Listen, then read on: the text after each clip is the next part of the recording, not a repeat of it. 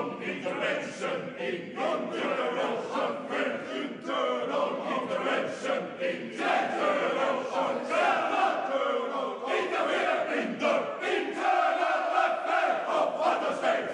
Number 8. Equal rights and self-determination of people. Self-determination of people. Self-determination of people. Self-determination of people. Numbers 5 and 7 and 9 and 10. Fulfillment in good faith of obligations under international law. This fulfillment in good faith of obligations under international law. Fulfillment of operation of all states. Respect of human rights. Operation of all states. Respect of human rights. Operation of all states. Respect for human rights. Cooperation of all states. Respect for human rights. Respect for human rights.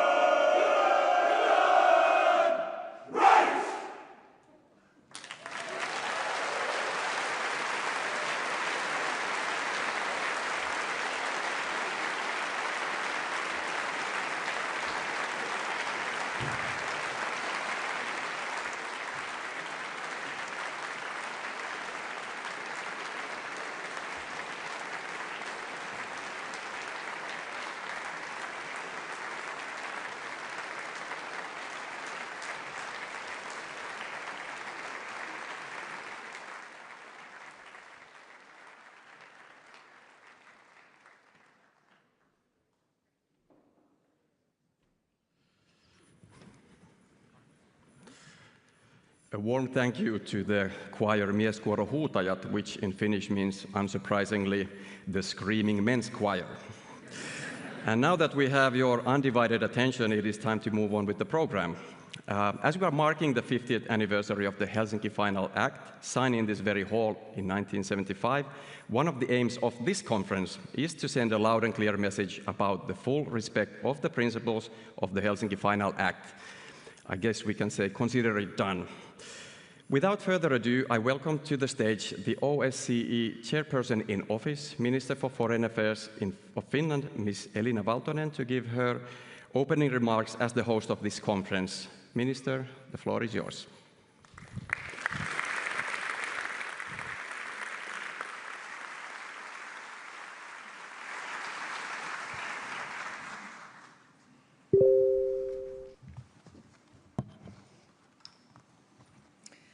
It's difficult to make an impression after this performance. Excellencies, dear participants, 50 years ago, something exceptional happened in Helsinki. In a Europe divided by ideological confrontation, the leaders of 35 countries from East and West gathered in this room to sign the Helsinki Final Act.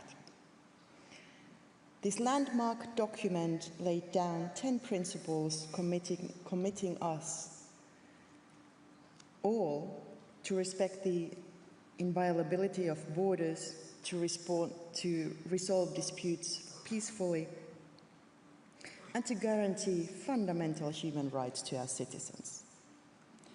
What made this achievement groundbreaking was the recognition that security is not merely a matter between states. It is inseparable from the rights of individuals.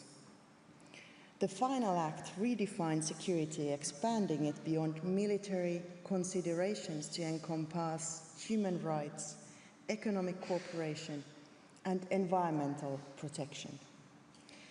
As Minister Jaakko Iloniemi, who led the CSE efforts on the Finnish side 50 years ago, and is here today, said, the goal was simply to open a small crack in the Iron Curtain. Yet the small crack became an opening, making room for a movement that helped reshape our continent. The Helsinki Final Act is a classic example of how contemporary judgment can be overtaken by events. In many respects, the true significance of the CSCE was only revealed with delay, and many of the originally critical voices have later changed their mind. A prime example was the US Secretary of State and National Security Advisor Henry Kissinger, who in the 1970s deemed the human rights basket of the Helsinki Final Act meaningless, famously stating, "They can write it in Swahili for all I care." He later acknowledged that it had in fact represented a turning point and started the eventual erosion of Soviet rule. At the heart of this transformation was civil society. Movements like Solidarity in Poland, Charter 77 in Czechoslovakia, Initiative for Peace and Human Rights in East Germany, and the Baltic Way showed us that the courage of ordinary citizens can shake even the mightiest empires. These brave individuals held their governments accountable using the words those regimes had endorsed in the Helsinki Final Act. One such voice was Lyudmila Alexeyeva, an exiled founding member of the Moscow-Helsinki group. In October 1985, she testified before the US Congress. For victims of human rights abuses in the Eastern Bloc, Helsinki remains the main source of hope and a rallying point in their struggle for freedom and peace. Just 4 years after she spoke these words, the Berlin Wall fell. This is the power of the Helsinki Final Act, not only in the signatures of heads of states, but in the hands and hearts of those who dare to believe that principles matter and that freedom is a right for everyone, not a privilege for a few. The legacy of the Helsinki Final Act lives in the landmark commitments of the 1990 Charter of Paris for a New Europe, the 1999 Istanbul Charter for European Security, and the 2010 Astana Commemorative Declaration. From this legacy emerged also the Organization for Security and Cooperation in Europe, the OSCE, dedicated to turning these principles and commitments into reality. This year, Finland is honored to chair the OSCE. In 2021, President Sauli Niinistö, also with us here today, proposed marking this anniversary with the summit in the spirit of Helsinki, to promote genuine dialogue on security, human rights, and global challenges such as climate change. In February 2022, just months after Finland was confirmed as chair for 25, the possibilities for such a summit were shattered by Russia's full-scale invasion of Ukraine. Russia's war of aggression violates every principle we are committed to, such as the respect for borders, sovereignty, and the renunciation of violence. Let me be clear. While the spirit of Helsinki has been challenged, the Helsinki principles remain unbroken. Across the OSCE region, we see the power of the Helsinki principles through the people. The brave Ukrainians have since 22 fought valiantly for their independence, but just as much for our values: democracy, the rule of law, freedom, and fundamental rights. The Ukrainians' fierce will to defend their country is a testament to their determination to live in liberty. From every corner of the OSCE region, people are united by a desire for peace, security, and freedom. This aspiration is not bound by time, place, or context. It's universal. In many countries, Russia's war of aggression has reawakened people's determination to work for a future rooted in democracy and a genuine independence from undue external influence. Ladies and gentlemen, anniversaries are moments for reflection, but also for renewal. In this spirit, the Finnish OSCE chairpersonship has initiated the Helsinki +50 discussions on the future of the OSCE, bringing together all participating states, partner countries, and representatives of civil society. From its early confidence-building measures to the work of its institutions and field operations, the OSCE has made significant contributions to conflict prevention, democratic development, human rights, and post-conflict reconciliation. But past achievements do not guarantee future relevance. We must seize this moment to make the OSCE more functional and more resilient. Later today, I will launch the Helsinki +50 Fund, a new initiative designed to improve the use of voluntary funding for the OSCE to deliver on its mandate, rooted in our shared principles and commitments. Esteemed guests, 3 immediate priorities stand before us. First, we must stand with Ukraine and hold Russia accountable for its war of aggression. The abducted children must be returned. War crimes must be meticulously documented. Those responsible must face justice. The war must end. It is the very foundation of the Helsinki principles we all uphold. Second, we must enact reforms within the OSCE to enable effective and timely decision-making. As an example, it is unacceptable that the organization has been operating without an approved budget since 2021. Without reform, the OSCE cannot fulfill its role.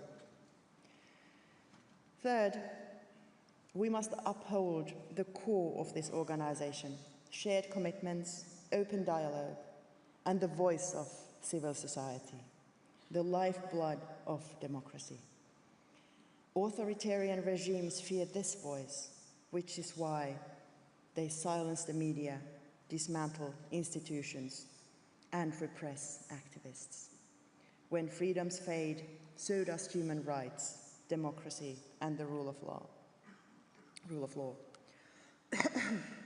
Sorry.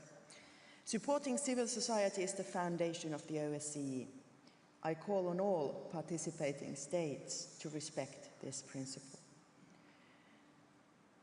Ladies and gentlemen, colleagues and friends, the world has changed in 50 years, and most of the change has been for the better. The number of countries rated free has nearly doubled since 1973, when Freedom House started issuing Freedom in the World reports. In the OSCE area, the absolute number of independent, democratic, free countries has increased from around 15 to over 40. People live longer, are healthier, happier, and better educated. They are freer than ever to shape their own future. This is our guiding compass looking into the next 50 years. Freedom, democracy, human rights. Today, as we gather to mark the 50th anniversary of the Helsinki Final Act, we reaffirm that Helsinki principles live on and that they cannot be silenced by force or intimidation. The power to tear down walls lies with the people. It always has, and it always will. I thank you.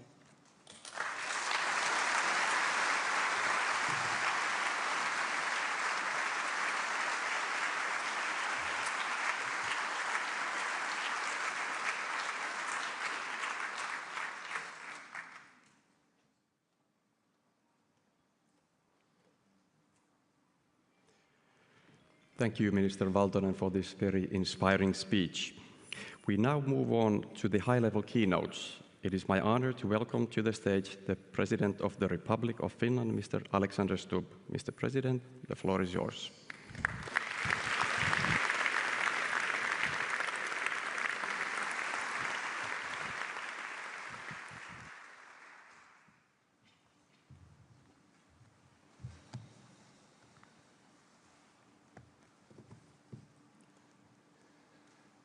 Madam President, Mr. President, Mr. Speaker, dear ministers, excellencies, ladies and gentlemen, dear friends.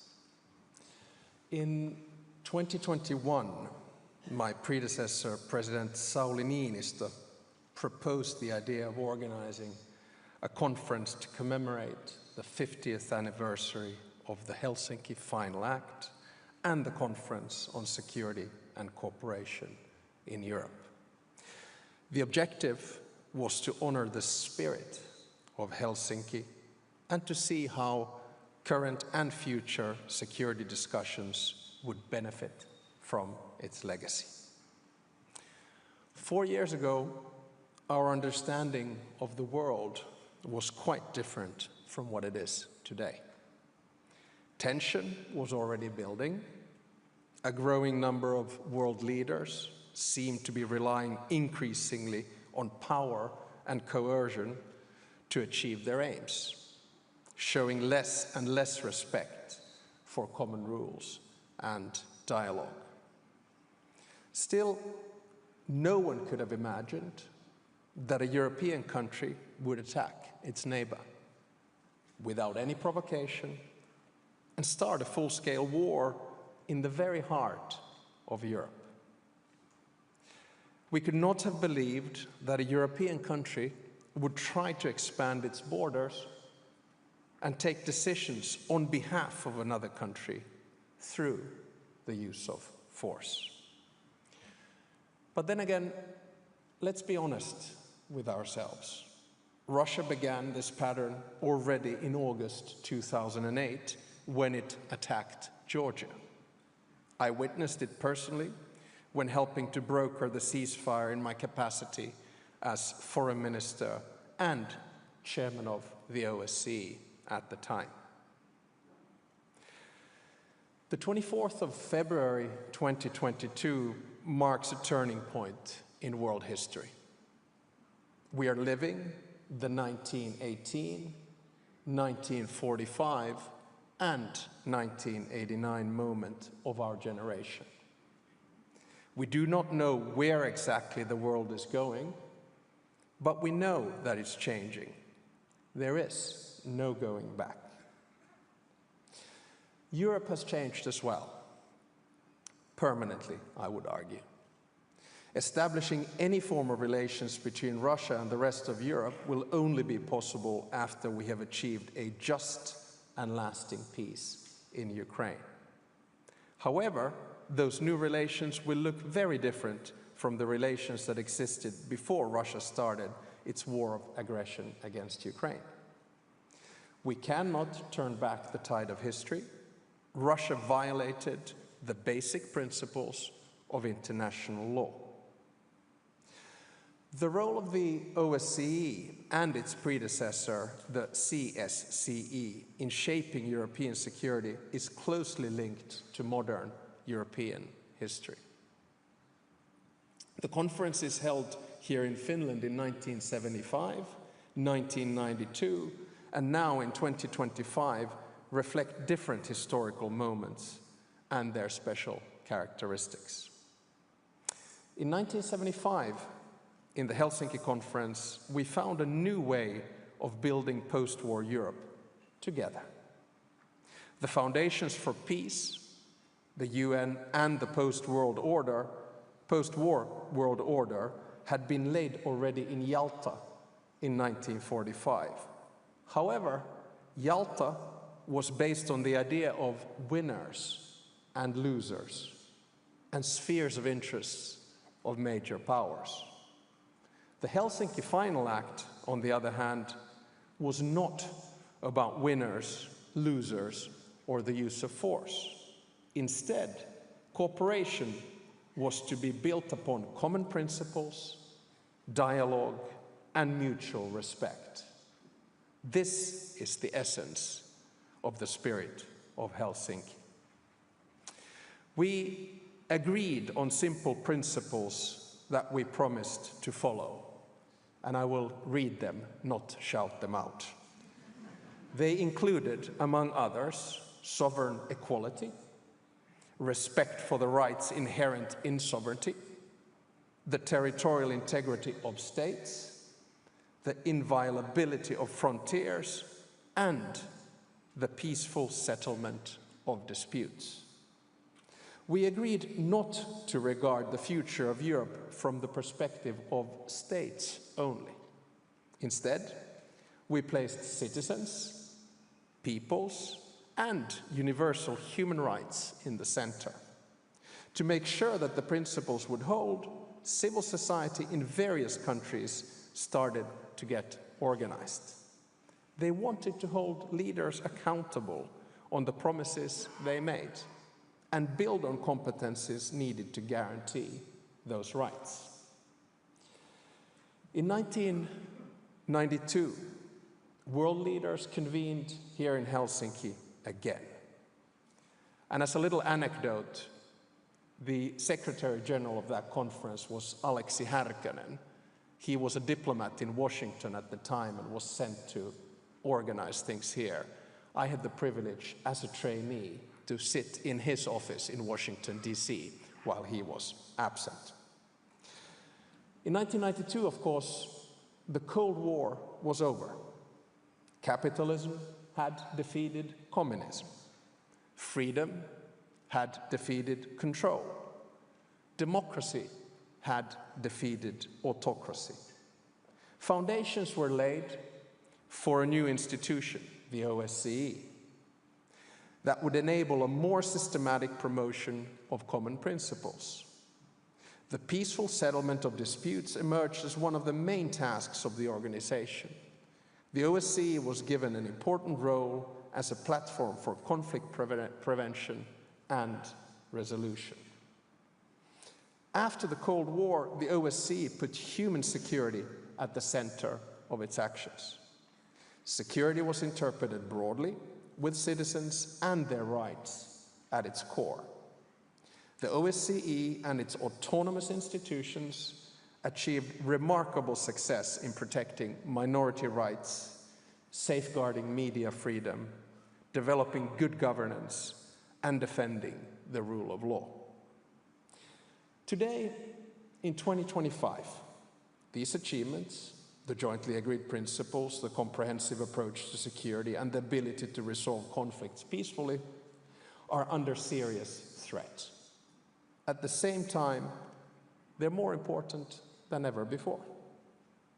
Russia's war of aggression in Ukraine not only breaches the common principles of the OSCE, but the demands by Russia to restrict the national sovereignty of another state challenge the European traditions of democracy and the rule of law in their entirety.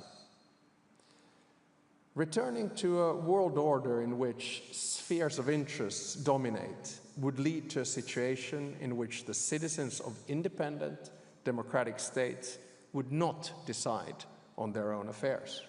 Instead, the undemocratic leadership of another country would make those decisions. Security would no longer be based on people and their rights, but on the projections of power of the regimes of neighboring countries. In Europe, we are faced with an important decision. The choice is between Yalta and Helsinki, between spheres of interest and the use of force, or the sovereignty of states and common rules and principles. In Finland, the choice is crystal clear. We want to continue building a Europe relying on common rules and principles through dialogue and cooperation.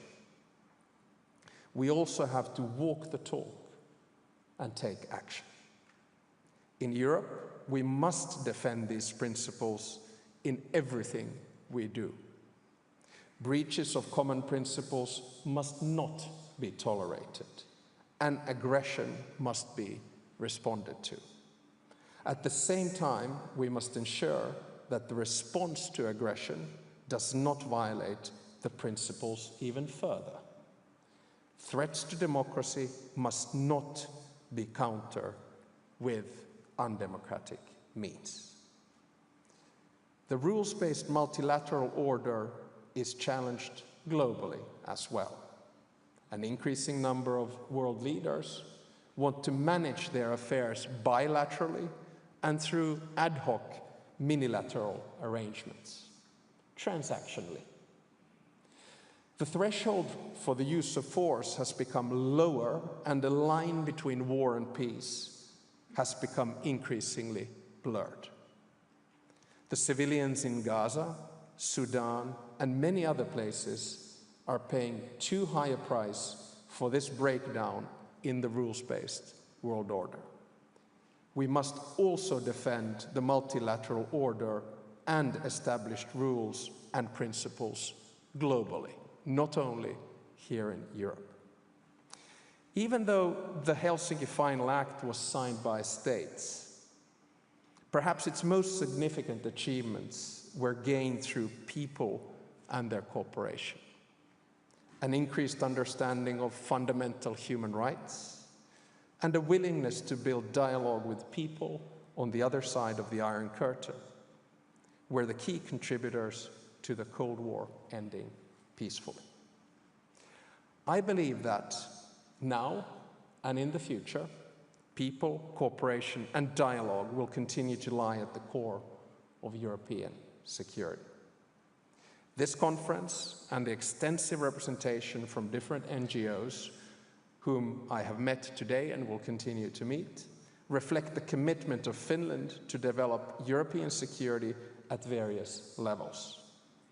We consider citizens and all representatives of civil society to be an essential part of European security as we go forward. I hope that everyone taking part in this conference will find a meaningful way to engage in the discussions in the spirit of Helsinki. Even though the world has changed significantly in 50 years, the same rules still apply to basic human interaction. The best solutions can be found through dialogue and listening to one another. Joint solutions are harder to find, but they are also much more sustainable. Dear friends, exactly 50 years ago, here at the Finlandia Hall, President Urho Kekkonen noted that, and I quote, "Acknowledging existing facts does not mean submitting to the weaknesses of the present situation." End of quote. I agree. Accepting the facts as they are is the starting point of improving the situation. We all have a role in foreign policy. We all have agency in foreign policy. I encourage everyone to think about and envision what a new common future would look like. I wish you a successful conference. Thank you.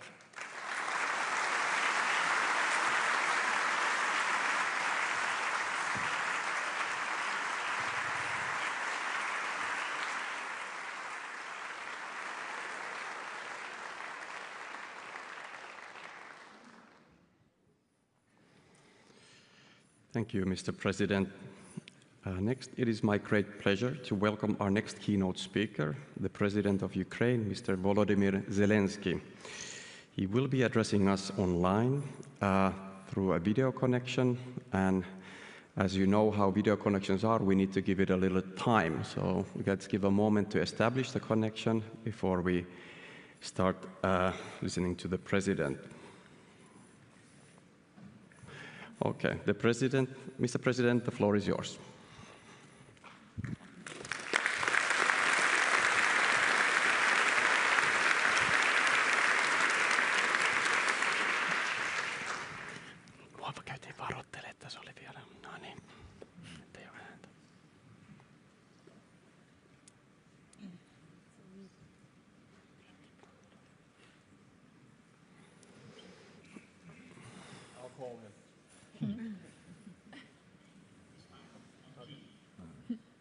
Hundreds of Shahid drones and also missiles. Our air defense shut down many of them, but not all, unfortunately. Once again, a Russian missile hit a residential building. A whole section of the building was turned into rubble and dust, just like the lives of the people who lived there. Across Kiev, dozens of people were injured in today's attack. There are fatalities, and sadly, the number of deaths is still rising. 2 days ago, Russia launched another cynical strike, this time on a prison in the Zaporizhzhia region. They used their dropped bombs. They knew exactly it was a civilians. They knew the bombs would hit it. 16 people were killed, 43 were injured. Russia keeps launching such attacks even when the whole world is calling on it to stop the war. A war that Russia started, a war that Russia keeps dragging on, a war that only the Russian leadership wants a leadership stuck in another era. They are mentally stuck in another century, a time of brutal violence, devastations, total disregard for human rights and equality. We all know such ideas and such times must never return to Europe. And we all know how to protect ourselves from that, how to protect Europe from what today's Russia is bringing. And I believe Russia can be pushed to stop this war. It started it, and it can be made to end it. But if the world doesn't aim to change the regime in Russia, that means even after the war ends, Moscow will still try to destabilize neighboring countries. It will keep spending huge amounts of money, resources, maybe even lives to do so. One of Putin's main ideas, now it's mainstream in Russia, is that Russia has no borders, that its borders are wherever it wants them to be. This is a total rejection of the post-World War II world. And this is the foundation of the current regime in Russia. And we in Europe will have to protect ourselves from this in the long term. And we will protect ourselves.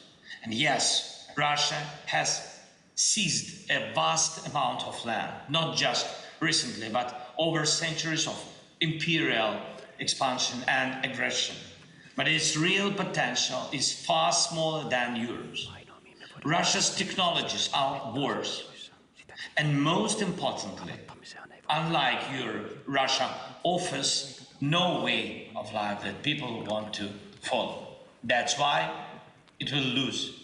Our main task is to stop Russia now and to do everything we can to grow our shared strengths in security, in economy, in technology, in social development. I'm grateful to everyone applying sanctions against Russia and preparing new ones. And we need to fully block Russia's war machine, cut off its arms industry, limit its energy profits, and finally put every frozen Russian asset, including the stolen wealth of corruption, to work defending against Russian aggression.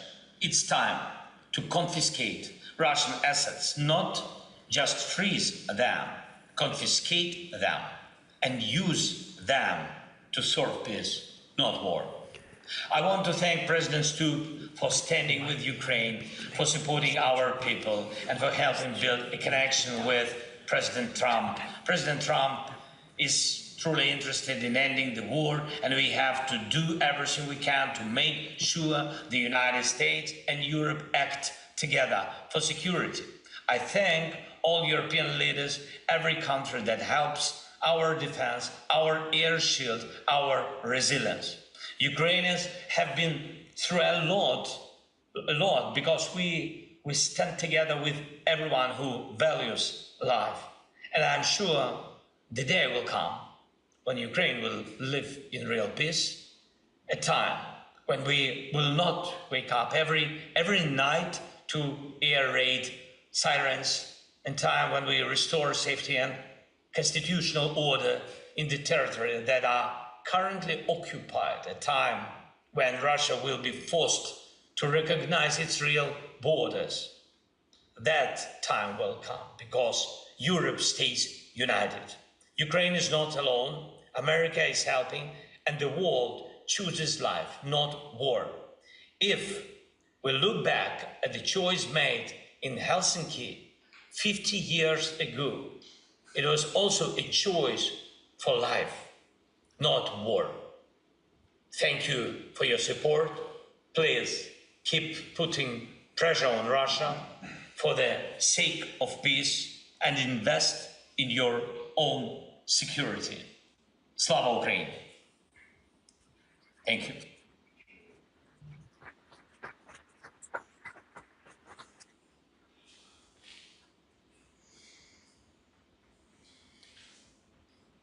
Thank you so much.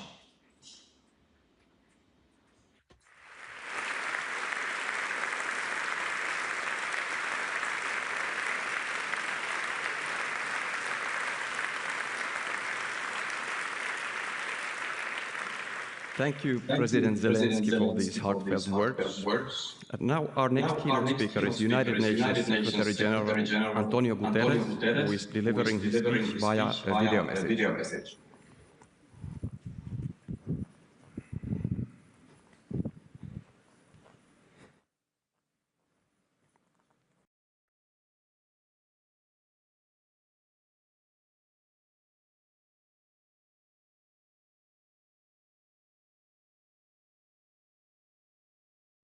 I'm pleased to send my warm greetings as you gather to mark the 50th anniversary of the Helsinki Final Act. I commend the OSCE Chair, Finland, for its leadership in convening this anniversary event. Half a century ago, the Helsinki Final Act charted a bold and visionary course for peace, rooted in dialogue, grounded in international law, and anchored in the fundamental rights and freedoms of all people. This year also marks the 80th anniversary of the UN Charter. The principles of our Charter and the OSCE are a shared foundation for peace and cooperation. But today those principles are under grave strain. War continues to rage in the European continent. Trust between states is fraying. Human rights are under assault. Democratic space is shrinking. And disinformation is fueling division and fear. We are witnessing a dangerous drift away from commitments that have safeguarded peace for generations. Yet, in this moment of peril, the values enshrined in the UN Charter and echoed in the Helsinki Final Act, sovereignty, territorial integrity, and peaceful coexistence, remain our moral and strategic compacts. The role of the OSCE as a platform for dialogue and guardian of these principles is more vital than ever. The United Nations stands firmly with the OSCE in defending shared values, dialogue over division, cooperation over confrontation, and dignity for all. Let us recommit to the spirit of Helsinki by strengthening regional partnerships to renew multilateralism, by principled leadership to uphold international law, and by forging unity of purpose to build a future of mutual respect, resilience, and shared prosperity. Let us honor the milestone by renewing our commitment to a world anchored in peace, justice, and human rights. Thank you, and my very best wishes for a successful meeting.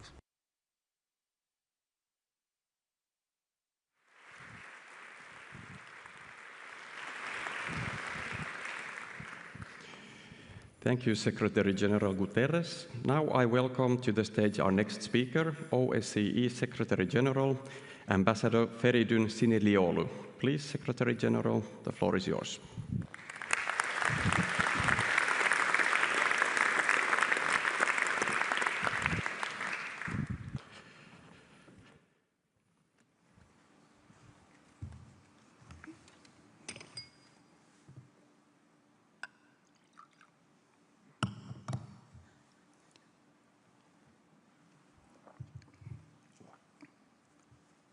President Stubb, Minister Valtonen, I thank you for your invitation to Helsinki. Excellencies, dear friends, being here in the very same room 50 years after our forefathers and foremothers one could be tempted to talk about the past. Therefore, I am sure that we will continue to hear a lot today about what the Helsinki Final Act meant when it was signed. I hope that we will also hear about the successes of the Helsinki Final Act, an example of how adversaries, allies, neighbors, as well as countries with little in common, came together to agree on the fundamental principles that would guide their peaceful and prosperous coexistence. I hope that we will hear about the transformative powers of the Helsinki Final Act more. How little more than 1 year after the Helsinki Summit, Charter 77 promised to initiate a new era of civil liberties and freedoms, and how it was followed by many other movements that helped to expand and strengthen the democratic space on the continent. I hope we will hear about all that, because I am not going to talk about it. Today, rather than to talk about the Helsinki Final Act with my eyes on the past, I want to look to the future and talk about the next 50 years, the future security architecture that will ensure a better and safer order for our children and grandchildren. Together we are navigating through an increasingly difficult and uncertain period. Our collective security architecture, which our founding fathers and mothers built over decades of hard work, with sometimes a high cost, is in shambles before us. The current state of our fundamental norms and principles is the biggest challenge in front of us today. Once rules do not matter to some, they won't matter for anyone, and that becomes a problem for everyone. This cannot be the new normal. Therefore, when it comes to principles, they should be applied to everyone, inside and outside of the OSCE region, period. Selectively applying rules and exceptions erodes international law. We must stand against aggression everywhere it is perpetrated, by whomever it is perpetrated. We must stand against genocide and war crimes in every context. We must combat impunity before it takes root. Double standards are eroding the fundamental principles that are our foundation. We need to be able to rely on them. The 50 years of work from the OSCE and the 80 years of work from the United Nations is all being undermined. We see across the OSCE region desecration of or dismantlement of monuments, religious symbols, and even cemeteries.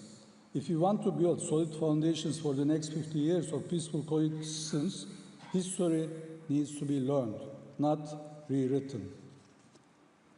Excellencies, dear friends, yesterday, Pope Leo renewed his appeal for peace in the world and stated the following, and I quote, "Today, more than ever, it is imperative to cherish the spirit of Helsinki, persevere in dialogue, strengthen cooperation, and make diplomacy the preferred way to prevent and resolve conflicts," end of quote. If there is one lesson that we can draw from this reference to the spirit of Helsinki, is this: dialogue is always possible. The only prerequisite to dialogue is a space to exercise that. You, the participating states, have created that. It was designed here in Helsinki in 1975. It was built on in the following decades. You have created by consensus the OSCE to hold that space. Now is the time to use it, to invest in it, to utilize it as a platform for meaningful, open, transparent, and structured diplomatic dialogue. Now more than ever before, we need this platform to address the many challenges facing the participating states and the partners for cooperation. However, dialogue requires both talking and listening. That's engagement. It is unfortunate that today there appears to be very little appetite for engagement. Yes, people are speaking. But talking past each other or talking across each other is not the same as speaking with each other. If you want a real conversation, you have to listen and hear each other as well. That's why it is high time to return to the meaningful, respectful engagement envisaged by our forefathers and foremothers here 50 years ago. Let us recall that this organization was born at a time when the threat of mutually assured destruction was at the fore of everyone's mind. Frankly, these capabilities have only increased since 1975, and their presence continues to pose a global existential threat. Therefore, to use a reference to them as a threat is unacceptable. Hence, to forego engagement is to play with fire. Security cannot and will never be guaranteed by military deterrence alone, because military deterrence alone can lead to an arms race and be destabilizing. Therefore, security must also be ensured through cooperation, which requires dialogue. That is the living legacy of Helsinki. Excellencies, dear friends, this anniversary should serve as a brief reflection moment, a moment to pause before we reach the precipice and redirect our course towards building a new security architecture that will once again serve us all. In order to do that, I will say this again, I believe we need three crucial steps. First, we need to end the wars. Of course, when it comes to the OSCE region, that first and foremost means in Ukraine. We have seen in recent weeks and months glimmers of diplomatic engagements for a ceasefire. It is our duty to support efforts towards a negotiated settlement to end the war and encourage the sides to continue meeting and agree on further confidence-building measures, including the release of prisoners and repatriation of Ukrainian children. In this regard, I want to stress once again publicly my call that these initiatives should include our three OSCE officials, Vadim Golda, Maxim Petrov, and Dmitry Shabanov. After 3 years, their families continue to endure unspeakable anguish and pain and deserve to hold their loved ones again, as do far too many families of prisoners. Secondly, we need to recommit to the fundamentals. Our shared Helsinki principles must continue to live and guide us through these difficult times. I cannot imagine a stable and reliable security system in our geography and beyond, where fundamental ideas like sovereign equality and territorial integrity of states or respect for human rights and fundamental freedoms are not at the core. We need to vigorously recommit to the principles we place as the foundation of the UN Charter and the Helsinki Final Act. And then we need to actively implement them every day in every way we can. We need these principles, and we need the house we built to defend them. That is, we need the OSCE. Thirdly, we need an honest discussion on how we got here, what went wrong. And I repeat, honest discussions. When a system crumbles in the manner that we are witnessing right now, there needs to be some soul searching, an open-minded review to investigate the reasons for collapse. We all bear responsibility for mistakes, misinterpretations, hubris, and indeed silence. A meaningful security discussion will need to include an honest assessment of what we did wrong, what we condoned, which should not have, and what we underestimated. We need to go through that together and listen to each other. Excellencies, dear friends, globally and in Europe, we have reached a critical juncture. The choices we make in the coming weeks and months will determine what the world of our future generations will look like. 50 years ago, despite our differences and our conflicting interests, we came together and found a common ground. There is no doubt that today's geopolitical situation is challenging, but geography has not changed and will not change. 50 years ago, there was a recognition of what was needed, a security platform for mutual accountability, dialogue, and collective action in Europe. We still need that today. And mark my words, we will need it for the next 50 years. This platform is the OSCE. Let us make full use of it. The alternative would be an affront to the men and women who made history in this very room 50 years ago. The alternative would be an affront to the women and men who will stand in this room 50 years from now. I thank you.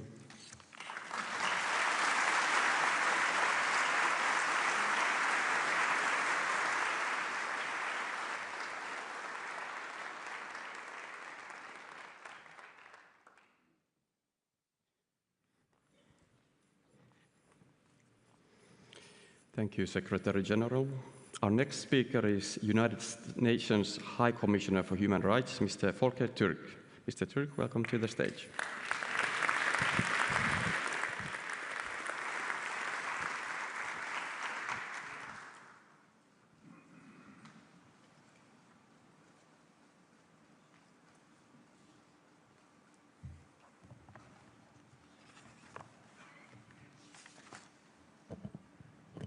Mr. President, Ministers, Excellencies, distinguished delegates, and dear friends. It is obviously a very great pleasure to be here with you today in the beautiful and warm city of Helsinki to mark this important anniversary. And I'm particularly moved to be in the very hall where the Helsinki Final Act was signed 50 years ago. Today, amid conflict and crisis, as the world seems more fragmented than ever, I pay tribute to the leaders of the time from East and West who came together to sign the Helsinki Final Act here in 1975. Helsinki has a special meaning for me. I spent my childhood in Vienna and Linz in Austria in the shadow of the Iron Curtain. The border between Austria and Czechoslovakia at the time was just 30 kilometers from my home. It is difficult for young Europeans to imagine how I was haunted by the barbed wire fence, the watchtowers, the guards, and the guns. Even as a small child, I knew people who had been killed trying to cross the border. And as I grew up, I understood that this eerie no man's land embodied a much bigger threat. I would often wake up at night, anxious about the possibility of nuclear war. When I heard the song Russians by Sting, calling for a common sense on either side of the political fence, I pictured that border. Finally, someone was talking about the simple human emotions that override ideological differences. In 1985, when Sting recorded Russians, the Helsinki process was 10 years old and its influence was growing. The spirit of Helsinki encouraged openness and cooperation. States started to inform each other about troop movements and military exercises, but its most important principle, what it set apart from other treaties, was that the Helsinki Final Act recognized a comprehensive concept of security, including a human dimension that goes far beyond an absence of war. The Helsinki spirit put human rights, civil, political, economic, social, and cultural, at the heart of peace and security. It provided a path out of ideological divisions and towards greater freedoms, freedoms of thought, of expression, of peaceful assembly, of movement, and the right to leave and return to one's own country. It gave hope to human rights defenders and dissidents across Europe, and it focused on ways to unite rather than divide. The Helsinki process played an important role during the end of the Cold War. It was a platform for dialogue based on mutual respect and clear channels of communication. As the Conference on Security and Cooperation in Europe was transformed into the OSCE in 1990, the cause of advancing human rights was the golden thread that brought its participating states together. Since 1990, the OSCE has played an important role in promoting stability in Europe through its work in the Western Balkans, in Transnistria, and in the Caucasus. You have helped strengthen democracy, advance cooperation, and promote comprehensive security by encouraging, for instance, dialogue among parliaments. Your role in observing elections has helped make them fairer and more trustworthy. Your field operations and institutions, the Office for Democratic Institutions and Human Rights, the High Commission on National Minorities, the Representative on Freedom of the Media, play a vital part in the human rights ecosystem in the vast area stretching between Vancouver and Vladivostok. And now, 50 years after the Helsinki Final Act, powerful forces are at work undermining multilateralism, flouting international law, and attacking global institutions and frameworks that were painstakingly created over decades for the benefit of all. This anniversary is indeed an opportunity to revitalize the Helsinki spirit and work for dialogue and solidarity as the foundation of peace and security in Europe and around the world. Today's theme, Respecting the Legacy, Preparing for the Future, calls on us not only to celebrate the enduring achievements of the Helsinki Final Act, but to apply their lessons to the challenges of today and tomorrow.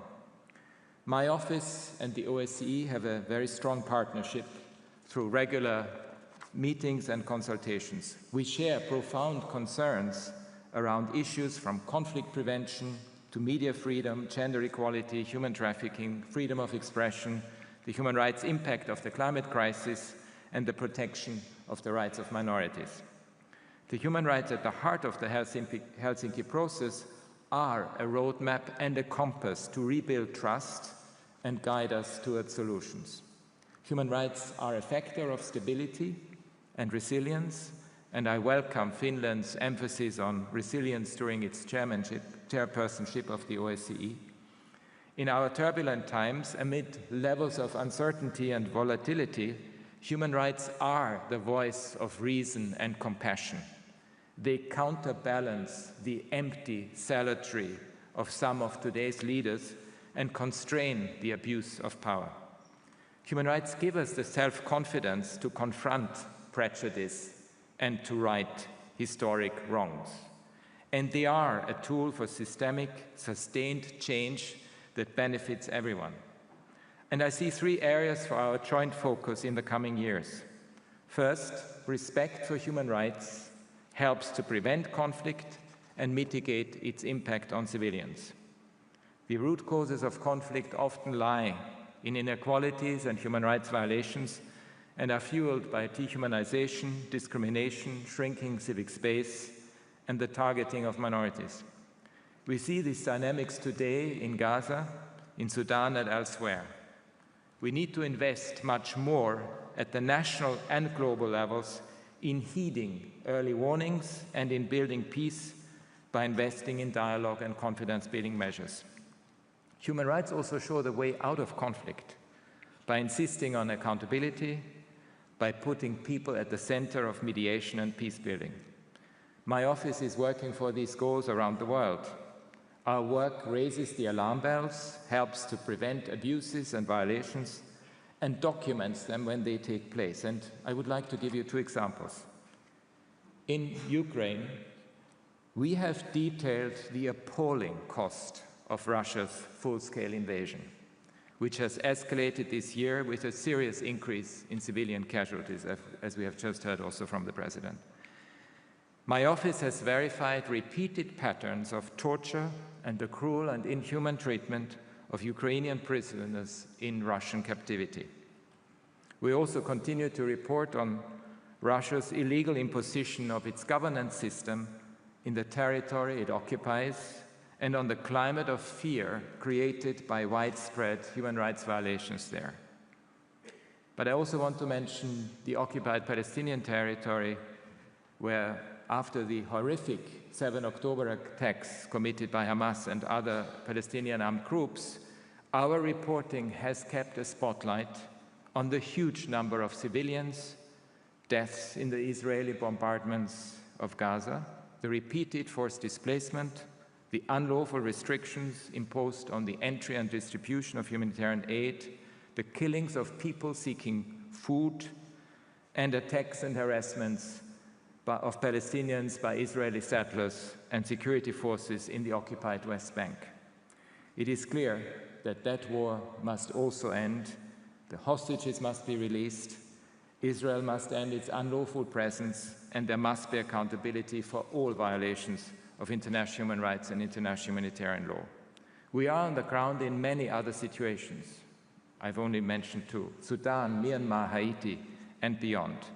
And this detailed, meticulous work that shines a light on abuses and violations that would otherwise remain hidden. The second area for our joint focus, human rights, provides a lens to tackle the big issues of our time, such as the climate crisis, and protect people from its impact. When we look to the future, we know the climate crisis will be one of our biggest multiplier of security risks, especially around competition for water and other scarce resources. The extraction and burning of fossil fuels are trapping humanity in a furnace, and the countries and people that contributed least to global heating are suffering its worst effects. Human rights call for justice. Those responsible for the climate crisis need to pay up. And we need new creative sources to fund climate action and a serious reform of the global financial architecture so that all countries can access finances they need. The recent advisory opinion issued last week by the International Court of Justice on the obligations of states regarding climate change affirms what many of us have long argued. Governments have a clear human rights obligation under international law to address the climate crisis. Third, respect for human rights is the best guarantee for progress in every society. Creativity and innovation are not possible without free speech, dissent, the right to peaceful protest, academic freedoms, and respect for science. But today, more and more governments in every region are cracking down on these freedoms. It is frightening to see that the tools of repression are back with a vengeance, in places we would never have expected to see them. Human rights activists, lawyers, journalists, civil society groups are threatened, harassed, targeted by disinformation, and some governments are also using new technologies to reach across borders to intimidate, to abduct, and even kill opponents and critics. Meanwhile, poorly regulated social media platforms are silencing some people and communities. Women and girls, people with disabilities, and minorities of all kinds suffer disproportionate harassment and abuse online. We need an open public space for debate, which is backed by free and independent media. And I welcome Finland's decision to prioritize gender equality, inclusion, and engagement with civil society, as the Minister just mentioned. So 50 years on, this is an important opportunity to revive the Helsinki spirit and the principles of the OSCE. The need for cross-border cooperation on building sustainable peace and security and protecting all human rights has never been greater. For the world to move forward together in peace, we must heed the lessons of the past with Helsinki at their heart. Thank you.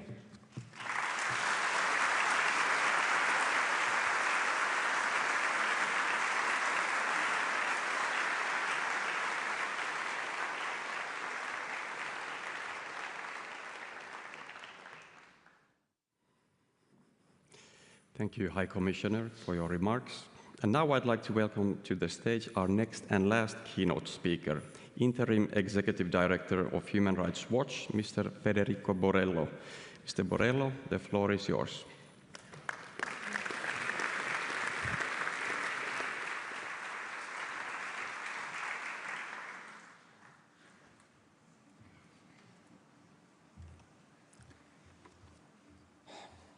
It will be hard to come after all these speakers, but I'll do my best. Thank you, President Stubb and Foreign Minister Valtonen, for the invitation to speak at this important event. It's wonderful and moving to be in Helsinki and to speak in the Finlandia Hall, the very place where the Helsinki Final Act was signed 50 years ago. I'm grateful to you, Foreign Minister Valtonen, for bringing us together to reflect on the past and think about the future. We also appreciate your steadfast focus on human rights during this year chairing the OSCE, especially, as you have just said, as Russia's full-scale invasion of Ukraine continues to challenge the very foundation of our common security. This event is special for me and my colleagues at Human Rights Watch. For us, this milestone is not just an important reminder of a key set of principles that shape human rights in Europe. It is much more, as the Helsinki Accords and what followed are part of the DNA of our organization. As we know, it was the focus of the Accords on Human Rights that drew special attention at the time.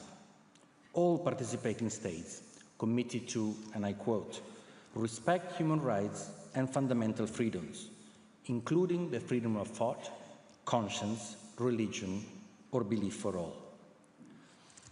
The Soviet Union was among those that embraced the Accords, at least on paper. They were published in full into major media outlets there, Pravda and Izvestia. Many Soviet citizens decided to take their government at their word, with a simple and courageous act of standing up for their rights. Meetings were held, pamphlets were written and shared. Despite the obvious dangers, activists formed into groups using the label Helsinki as a sign of hope and a shield for protection.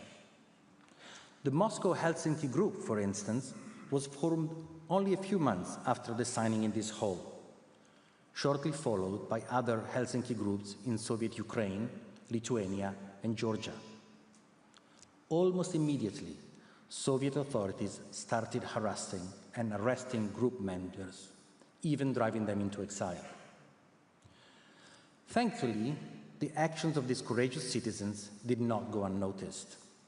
In New York, a group of lawyers, journalists, and writers was so inspired they set up their own Helsinki Watch to shed light on human rights abuses in the Soviet Union, put it on the agenda of the US government, and be in solidarity with the Helsinki groups there. It is this Helsinki Watch, this group of men and women in New York, that has over almost 50 years evolved into the global organization that is now Human Rights Watch. The idea of a spirit of Helsinki was discussed after the conference in this hall 50 years ago. It has been mentioned again today.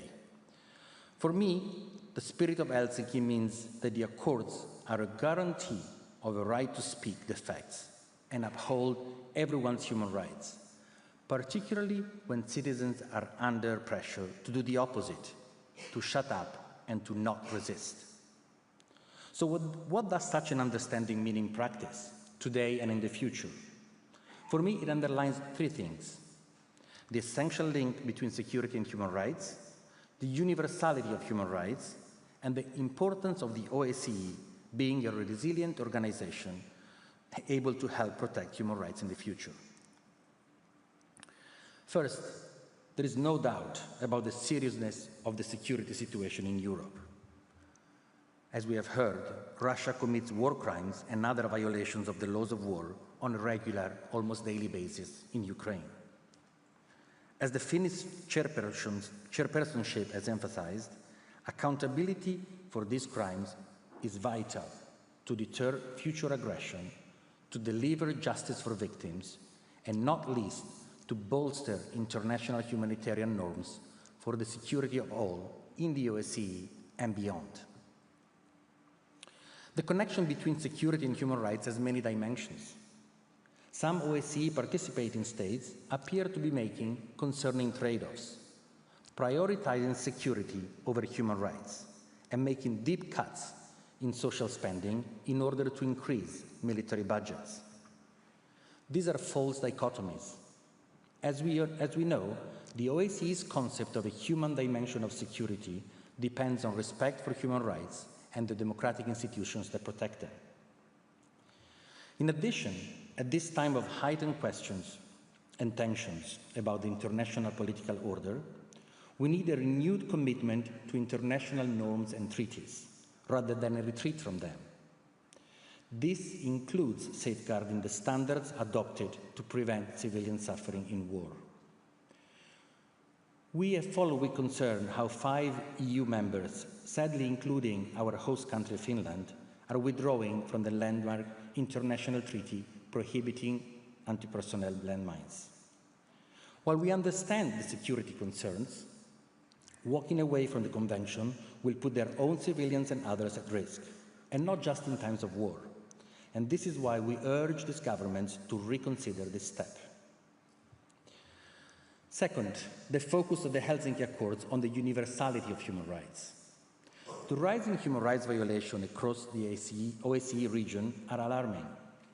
I spoke about the crackdown that happened 50 years ago against courageous activists in the Soviet Union. In the post-Soviet era, the Kremlin's pressure on critical voices inside Russia has never been fiercer than today. Further, in Central Asia, Belarus and Azerbaijan, abuses of fundamental rights are widespread and in some areas escalating. In Georgia, government repression against the political opposition, civil society and protesters is rapidly worsening. In Turkey, the government is carrying out a fully fledged assault on the political opposition, civil society and the media. And rights are under pressure elsewhere too. Hungary's government has hollowed out democracy with curbs on judicial independence, media freedom, and civic space. The new US government appears to be on a similar path. Civil society space and the right to protest are under serious pressure in many parts of Western Europe, especially for those protesting climate change and standing up for Palestine. Media freedom faces threats too. We just published a report about the shocking interference by the Greek government in editorial decisions in public media and pressure on independent journalists. These efforts have one thing in common.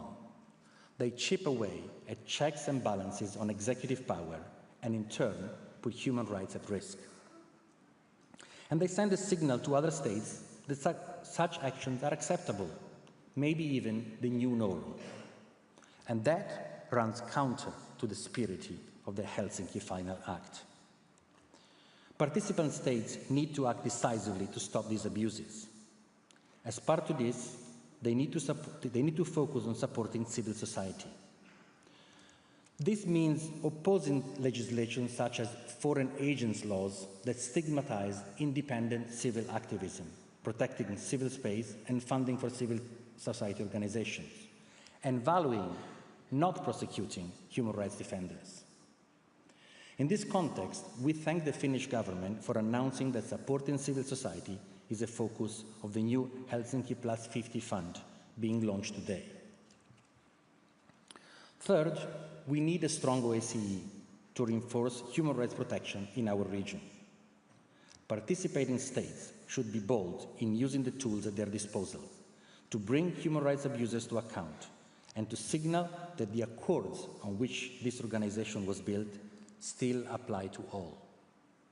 We need the OSCE's independent structures now more than ever. The Office for Democratic Institutions and Human Rights, the Representative on Freedom of the Media, and the High Commissioner on National Minorities have renowned and urgently needed expertise. They do vital work, and they deserve continued support. To end, the challenges we face today are no less serious than the ones we faced 50 years ago.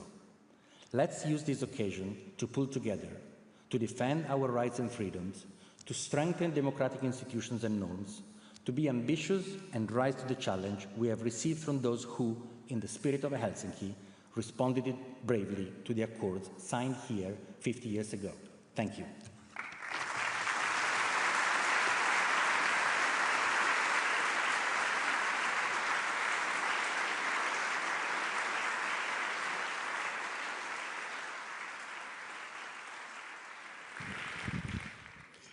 Thank you, Mr. Borello, and thank you again to all our keynote speakers. You have delivered us many important messages and many inspiring thoughts around the Helsinki Final Act and its meaning today. And this concludes our keynote session. Before moving to our first panel discussion, we want to hear something from you, dear participants, both here on the spot and online. For that purpose, I now ask everyone to please take out your phones. On the screen behind me, you can see a QR code. Please scan the code with your camera. This will allow you to access our online platform through which you will be able to participate in the discussions today. If you have now scanned the code, you should be able to see this question on your mobiles. While you are pondering what to answer and answering, let me inform you that during the panel discussions, you will also have different kinds of opportunities to engage in the discussion through this online platform. During the first panel, you can submit written comments and questions for the panel that then will be partly used in the panel. So please finalize your answers to the first questions as we will now move on with the program. And now it's my pleasure to welcome to the stage our first panel. The theme of the panel is respect, how to strengthen respect for the foundational principles of European security. I welcome to the stage our moderator, Mr. Steven Sacker, and our panelists, OSCE Chairperson in Office, Minister for Foreign Affairs of Finland, Ms. Elina Valtonen, Minister for Foreign Affairs of Ukraine, Mr. Andriy Sybiha, Minister of Foreign Affairs of Mongolia, Ms. Batsetsek Batmuch, Minister of State for Europe, North America and Overseas Territories of the United Kingdom, Mr. Stephen Dowdy, and President and CEO of Radio Free Europe and Radio Liberty, Mr. Stefan Kapus. Please, the floor is yours.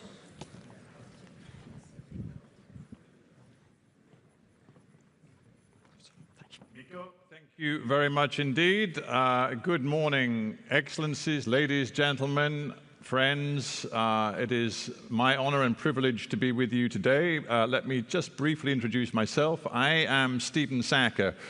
I've had a long career as a journalist, most of it with the BBC, British Broadcasting Corporation. I've lived and worked in many different parts of the world, and throughout my career, I have, in a sense, watched up close and personal the degree to which our world is adhering to the spirit of Helsinki. So for me, a chance to moderate a debate like this is particularly rewarding and important. We've got a terrific panel. You can see their names up there, but let me just greet them all with a little bit of eye contact. So Minister Valtonen, thank you so much for joining us.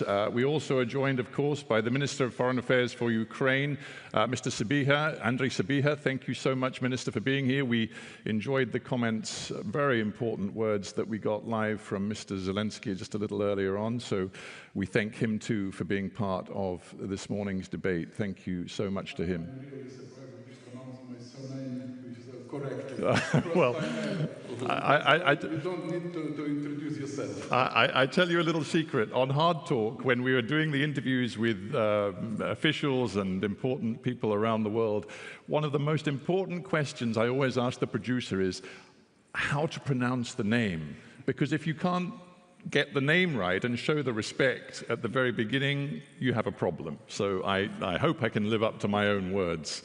Next to Minister Sybiha, we are delighted to be joined by Stephen Dowdy, who is, I know well, the Minister of State for Europe in the UK government. I know you struggled to get here thanks to some problems with flights coming from the UK, but you made it. Well done for that. Next to Mr. Dowdy, we've got Steve Kapus, who is President and CEO of Radio Free Europe, Radio Liberty. A great pleasure to have you with us, Stephen. Thank you for joining us. And at the very end, it is a real delight to be able to welcome the Minister of Foreign Affairs of Mongolia, Ms. Batsetsek Batmuch, and we are really delighted to have you on our panel. Mongolia, in a sense, the youngest member of the OSCE membership, so it's really terrific to have you with us too.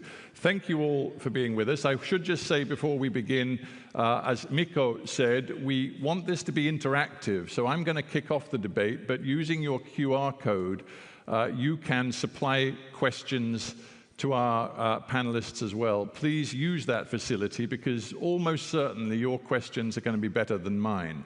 So do that and help me out if you would. Now, just by way of beginning the debate, I was making a few notes in the keynotes that we had earlier. And of course, I'm a journalist. And so for me, events like this are in danger sometimes of being too reliant on platitudes and good thoughts that we can all agree with, and sometimes lack the candor and the frankness that allow us to get deep into the real issues behind the rhetoric. But today, I will be very honest and say I was refreshed by the degree of candor we heard from some of our keynote speakers. And in particular, I was struck by the words of the current Secretary General of the OSCE, who said, and I'm just looking at my own notes here, 50 years of OSCE work is in danger of being undone. Talk without listening and engaging is never enough. And he said, we need honest discussion about what has gone wrong over 50 years. So without being the journalist who always looks at the glass half empty rather than half full, I do want us to be as candid as possible in this discussion. And I'm going to start with you, Minister Valtonen. We can all, I think, acknowledge and accept that after 50 years, there is a problem for the OSCE. There is a fundamental problem that the spirit of Helsinki is not being upheld, and there appears to be a lack of respect for those important principles which underpin the Helsinki Final Act. How much do you believe there is a crisis facing the spirit of Helsinki today? Well, thank you. Thank you for the very important question. Well, first of all, I would start off with my personal opinion, which is that at the end of the day, everything you measure is at the level of the people. So organizations come and go, and if the organization doesn't fulfill its purpose anymore for the benefit of the people, then why uphold it? I'm not saying this were the case for the OSCE.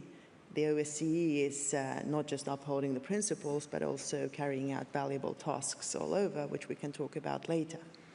But I want to highlight a very important thing as well, and something we really need to, well, acknowledge is that, first of all, in the past 50 years, it is not the case that the rules-based order or the Helsinki Principles or the UN Charter would have been shattered. On the very contrary, actually in the past 50 years, the world has become so much freer for so many people, not all of them, unfortunately. There is war waging in Ukraine, but at least the Ukrainians now have the possibility to really fight for their strong independence and democracy, which they didn't have 50 years ago. They were part of the in the oppressed regime.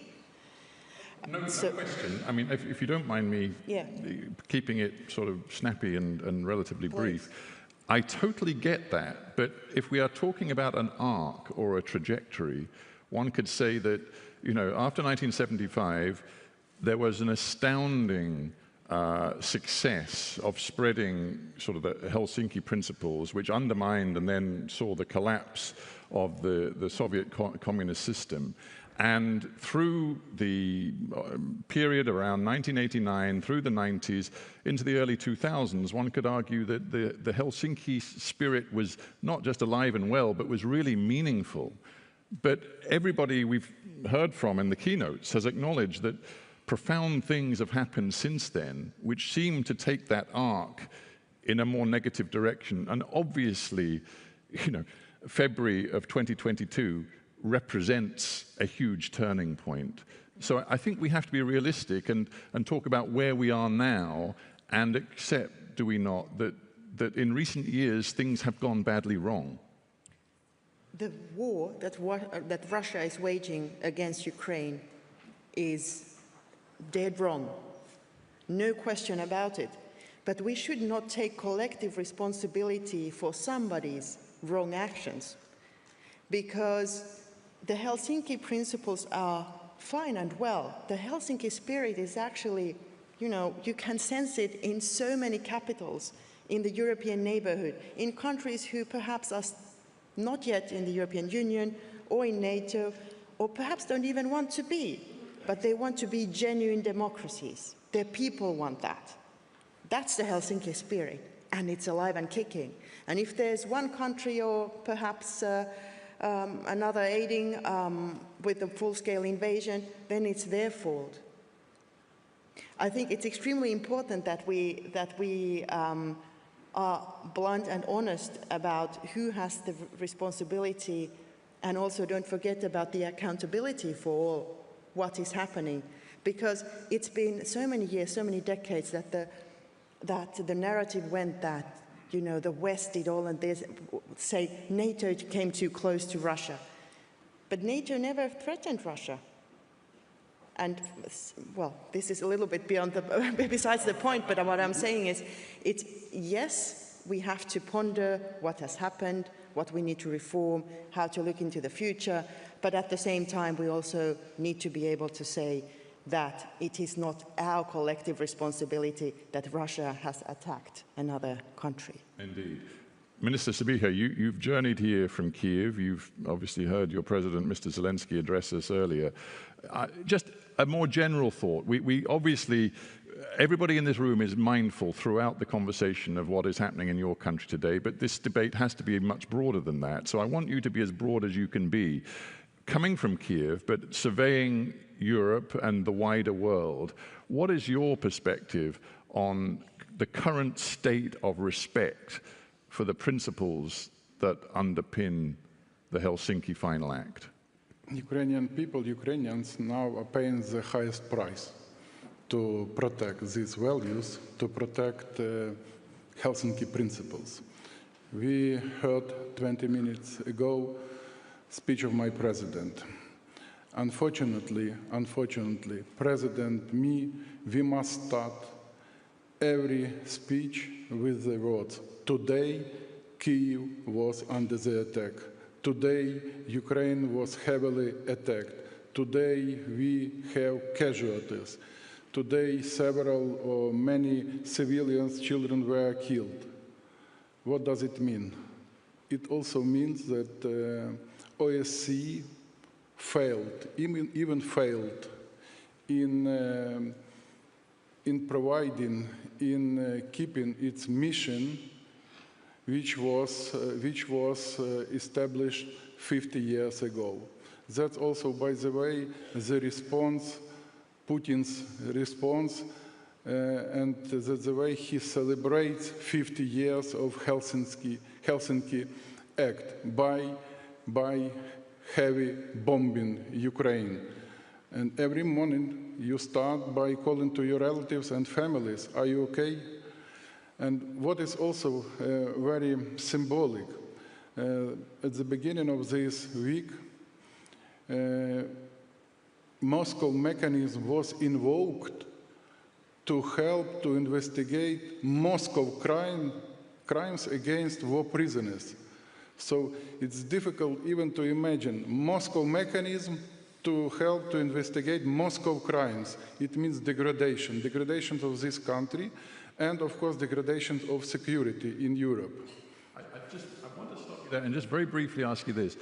The OSCE is not an enforcement organization. You know, it's not NATO, and it never will be, and it never was intended to be. But it was intended to enshrine values and principles which could reach out people to people. And as we just heard from Federico, talking from the perspective of Human Rights Watch, there is no question that the ideas behind Helsinki reached people beyond the Iron Curtain in that period before 1989, and they did make a difference. Do you believe that the Helsinki principles still matter in that people-to-people sense, and that they reach people? Let's be specific. Do they reach people in the Belarus of today, the Russia of today? Do they still matter to people? Yes, they do really matter. I could confirm you. And I want to give you one example. Last week, together with my colleague Jean-Noël, France's foreign minister, we visited Kharkiv, region which is close to front line. And he asked commander of one of the brigades, why are you protecting your country? Why are you protecting each piece of your country? Why are you protecting values which are important or which matters to all of us? And the answer was very simple, because our land, each piece of our land is priceless.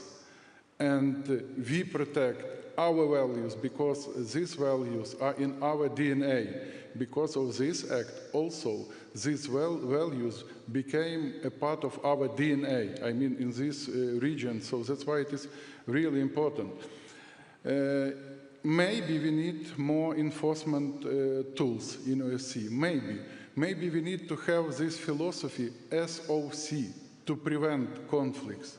That's our negative experience. We know, we have lesson learned. We need effective international mechanisms to prevent conflicts and wars. And one of the principal cooperations, and OSCE is an important platform, but what's important to understand, and that cooperation with those who threaten could be turned into a landmine. So definitely we need to protect these principles, but we need also amendments of to make this organization more functional. More functional, more meaningful. Stephen Doughty, you joined us from London. You know, goodness knows, Britain has its own problems, but the relative comfort, you know, of representing the UK government, looking at much more troubled parts of the world from London. Does the OSCE matter to the UK government? Or, you know, you're ramping up your defense spending, you're committed to sort of rebuilding NATO alongside partners. Where does the OSCE fit into all of that? It absolutely does matter, and it matters to me personally. In fact, actually, one of my first roles coming out of university was with the OSCE Parliamentary Assembly, working on issues from Ukraine to the Caucasus, and I saw the value of the organisation, the value that the work they did in election monitoring, the value of the work of ODIHR, the value of the work of the OSCE as an organisation. And it's also very important for me to be here. One of my predecessors as an MP for Cardiff South, Jim Callaghan, who was our Foreign Secretary at the time of the Helsinki Final Act, was in this very conference room 50 years ago. So the OSCE has always mattered to the United Kingdom and will continue to matter to the United Kingdom. And fundamentally, that is because of those very principles that are in the Decalogue. They are as valuable as they were back in 1975. And just because they are under threat, in this case primarily from Russia and what Russia has done to Ukraine in complete violation of those principles, but also many other examples of challenges, whether that's for minorities, whether that's for journalists, whether that's for civil society, they matter more than ever. But just because they're under threat doesn't mean we abandon those principles, we abandon an organisation. We don't abandon the United Nations because Russia has violated the UN Charter. It is more important than ever that we recommit to those principles and we show how we're going to implement them in practice. But if we live in a world where, to be frank, many leaders, some in very powerful countries, appear to believe in the crude principle that might is right, then how does the OSCE have a meaningful role in that world? Which is clearly not the world that the Helsinki spirit is all about, but it is kind of the world that we currently appear to be living in. But we've been through many challenging periods before, and one can look at, you know, the periods in the Balkans in the 1990s where those principles were under threat, many other examples in that period since 1975. And it was because of the tenacity and the commitment of members in this room, of members of the OSCE who wanted to stand up for those principles that they'd signed up for, that the OSCE played a key role in many of those instances. It's also that role it plays in inspiring. We've touched on that in terms of young people that I've met in Kiev, young people that I've met human rights defenders from around the continent and those individuals that we engage with as a government on a regular basis. So that's why it was very important for me to be here, to recommit to those principles, and really want to commend Finland for the leadership that they've shown in bringing us here, and that commitment to those principles. But you know, this ultimately is going to be about what we all do, and not just in the response to the illegal and barbaric war against Ukraine, but also on those other principles. And I can see some important questions coming up here on the screen. But the OSCE has a unique, often a quiet role, and often an understated role, but one that is absolutely necessary. We will get to the questions, I promise you, because you've got the look of a man who thinks the questions on the screen are better than my questions. Not at all. We will get to them, but I do want everybody in the panel to have an opportunity to speak first. Steve Capers, if I may come to you, inevitably, and I think quite rightly, you know, much of our discussion about respecting the Helsinki principles has kicked off with thoughts about the meaning of Russia's aggression against Ukraine and how we fit that into the current sort of thinking about the OSCE. But I don't want to do that with you, because you come with a particular role. You've been heading up VOA. You're a man who thinks very hard about free media, free expression, about some of the cultural issues which underpin the spirit of Helsinki, fundamental freedoms to just air one's opinion and not be imprisoned or worse as a result. When you look around both the European space and beyond right now, do you feel that those elements of the Helsinki principles are under an increasing level of threat? Yes, they are under threat. We've just had a journalist released recently from Crimea who spent more than 4 years there. Russia has unlawfully occupied Crimea going back to 2014. Our journalist was simply engaged as a blogger, telling the world what was going on in Crimea, and for that he was tortured in prison, he was forced to confess, and he spent 4 years behind bars. We have other journalists who are in prison as we speak, in Belarus, in Russia, in Azerbaijan, in Iran. We see governments still going to great lengths to try to silence us. And I would say all this focus on security and the defense of Europe is absolutely important. But without a very strong soft power component, without a commitment to allowing the free press to continue to operate without harassment, without intimidation, of course that's not going to just simply go away. But there is no true safety and security without these fundamental soft power tools. And that's not saying that we should become our own propagandists to battle against Russia's propaganda. They're spending billions on it, of course. But what we have to offer is the integrity that comes with the truth. And we've got to recommit to that. There can't be petty competitiveness among the public service media these days. OSCE has advocated for our imprisoned journalists, and they have advocated, I think it's time for all of us to advocate for adequate funding. And I'm saying that as somebody right now whose very organization is at threat because of that. I need to ask you about that right now, because I think, again, there is a danger. I'm not saying any of us today are falling into the trap, but there is a danger of a set of assumptions of a self-satisfied group of people, you know, from the democratic West, if I can put it like that, sort of appearing to assume that everything is okay in their societies and looking at the failure to uphold Helsinki spirit and principles in other people's societies. We have our own problems, and in the United States you are in the middle of what is a sort of politically tumultuous time in which the chief executive of your country is essentially eager to close down your operation, other public service media broadcasting operations, and also appears to regard many journalists as the enemy. I mean, he literally has called journalists enemies of the people. How problematic is it, you know, for one of the important members of the OSCE, when you have these problems at home, which make it very difficult, first of all, to do the reporting you want to do, but second of all, to speak openly and intelligently about what's going on inside your own country? Look, we could spend the next hour talking about those issues. The Radio Free Europe, Radio Liberty had is almost 100% supported through funding from the United States Congress. We're not government employees. We are an independent nonprofit corporation that receives its funds. Like many other NGOs right now that existences are threatened.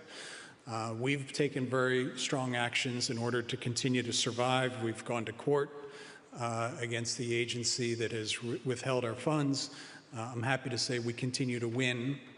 But one of the more interesting things that happened hours after the US froze our funds back in March, we heard from leaders all around Europe. Radio Free Europe has been headquartered in Europe for 75 years now. 30 years in the Czech Republic, thanks to President Václav Havel. Those principles and the reason that he invited us to the Czech Republic are absolutely vital now. And we had a very simple messages of support that said, we can't let Radio Free Europe die. How can we help? And I will tell you, yes, there's a lot of discussion about our future, but we do have bipartisan support in the United States still. We are still very actively securing funding, or trying to secure funding for the future. And there's a full acknowledgement right now that we need to diversify our sources of funding and recognize that Radio Free Europe is at home in Europe. One of our critics said, we don't need Radio Free Europe anymore. Europe is already free.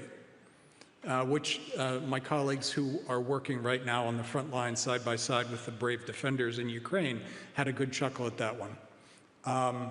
We need these services right now. We need them to be funded adequately, and we need to work together and recognize that soft power is a very key component to any security measures and defense measures. That line about, you know, Europe already being free and not needing Radio Free Europe, what I'm just wanting you to explore for just a second is whether you believe that inside the United States itself there are currently issues with free expression, with political repression of sorts, of the use of the law against cultural and media organizations, which suggests that even in, quote unquote, the home of the free, some of the Helsinki principles are at risk right now.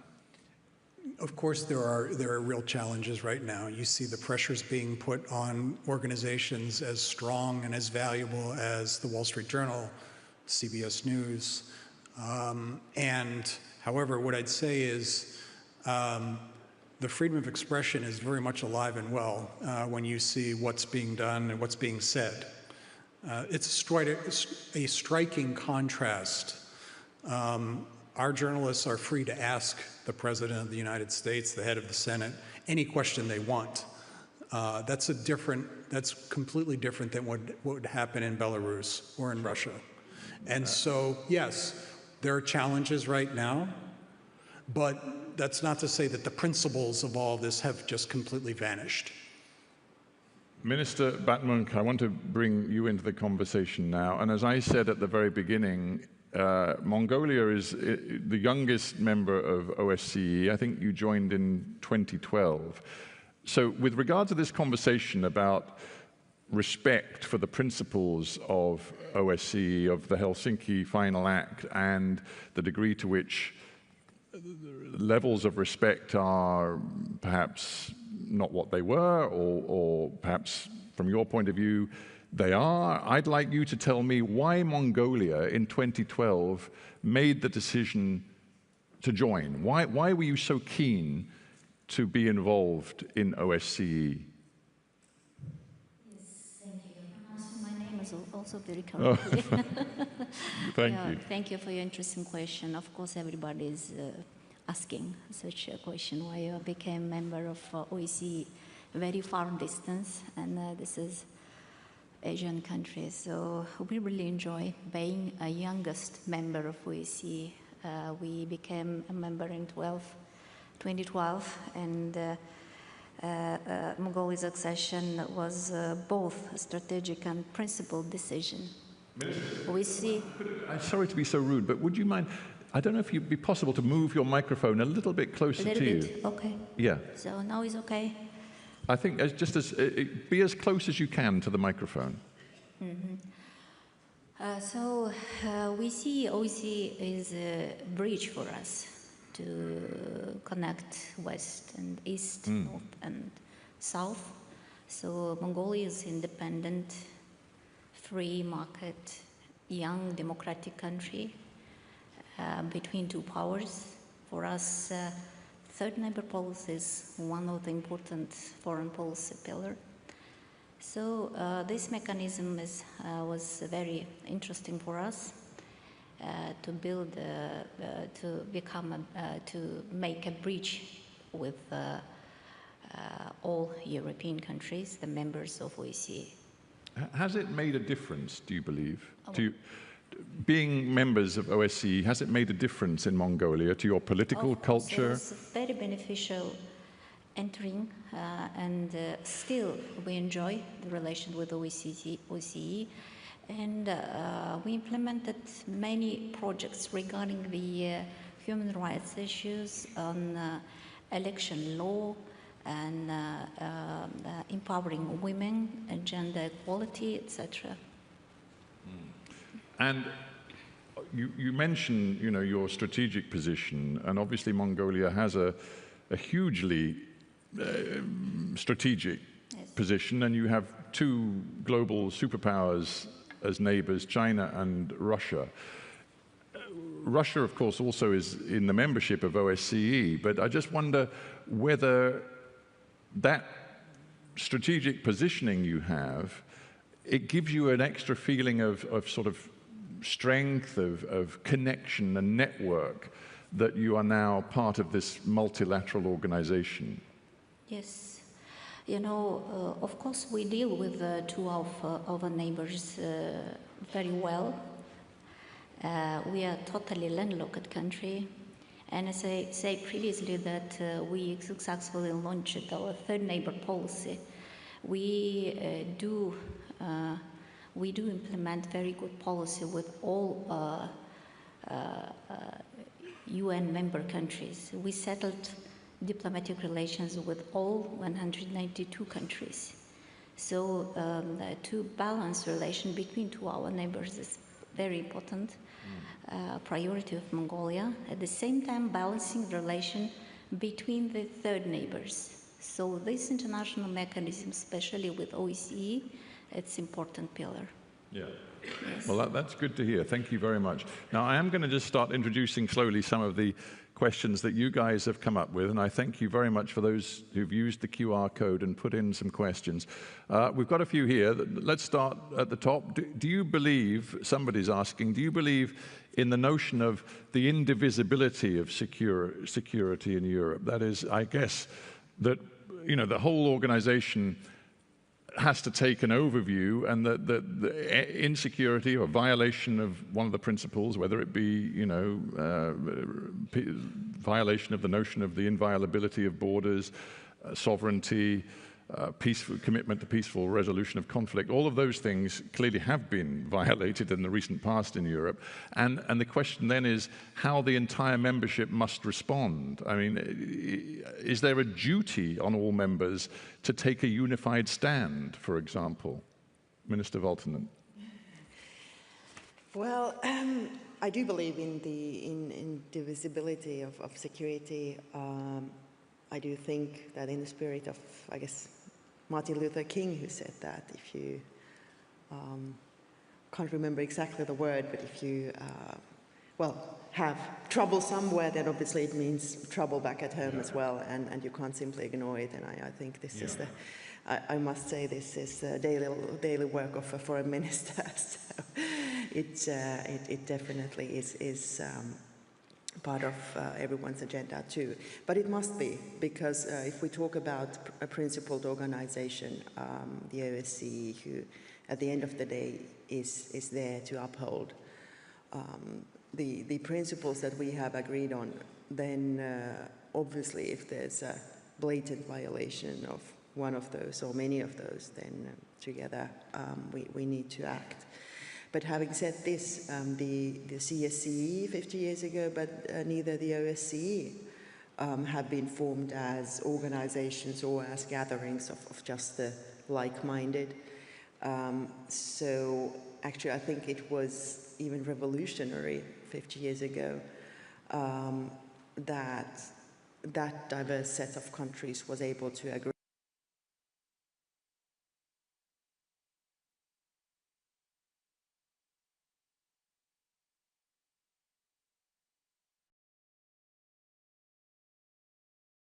on the Helsinki Final Act, which we still to be in violation. But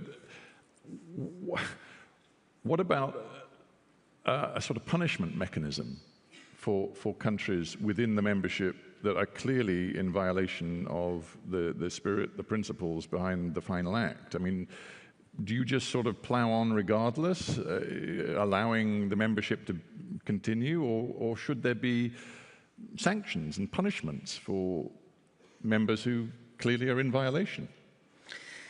Well, the OSCE does not have to take on every single task to itself. Having said this, for the OSCE, and one of the key tasks for the OSCE is to gather evidence for accountability.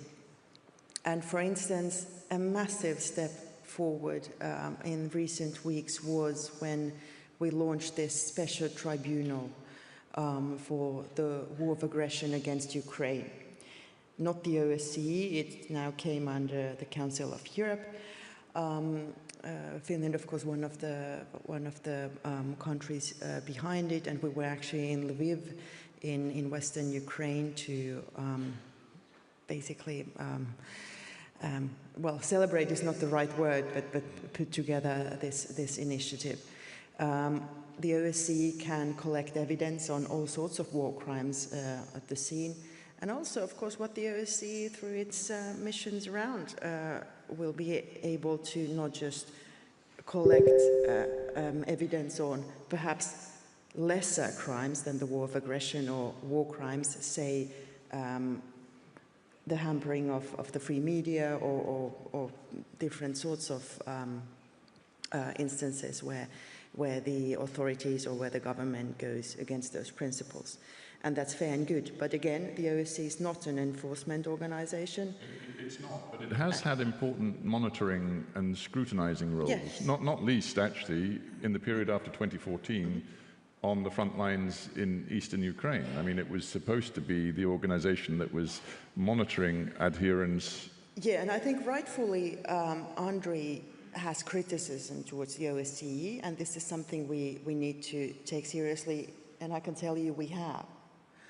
But the second thing is that perhaps in that time, the OSCE was mandated with something that the OSCE was not created for and was not in operational, I don't know, duty or ability to take care of. So I guess the lesson there would be if you take on tasks which you're not really suited for, that risks undermining respect and the standing of the organization. So I guess that, yeah. Rightfully. So therefore, also what comes to a possible ceasefire, a possible path towards genuine peace and lasting and fair peace in Ukraine, the OSCE can certainly take on tasks, but we have to be extremely pragmatic.